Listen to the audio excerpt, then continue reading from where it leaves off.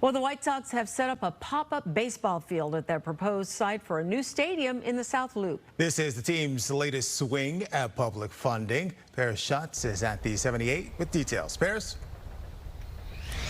Terrence and Sylvia, imagine sitting behind home plate with a bucket of popcorn and Cracker Jacks, taking in a ball game and looking out onto that view right over there.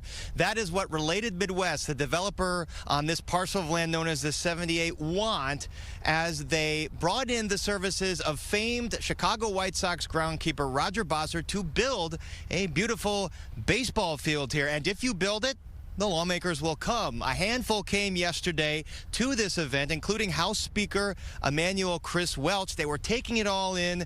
They were playing some fungo. They were rounding the bases with White Sox greats, including Harold Baines. The idea here is to gin up some momentum as talks have been ongoing with lawmakers in Springfield about a deal that would bring some taxpayer funding here to get a stadium built for the White Sox in the 78.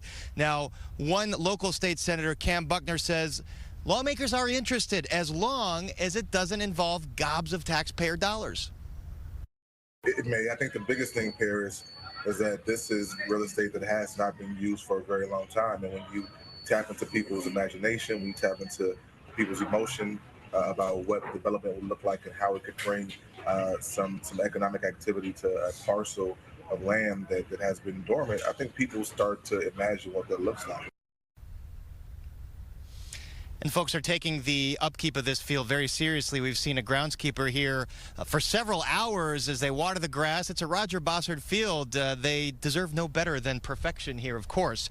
Let's not forget about that other team, the Bears, just a few blocks from here. Their own talks of a new stadium have stalled there on the lakefront. They want some taxpayer funding, too.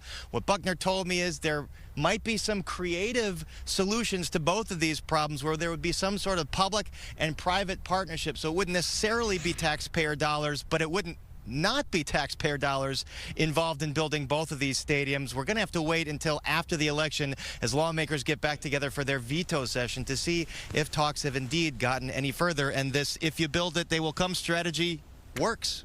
Sylvia, Terrence? All right.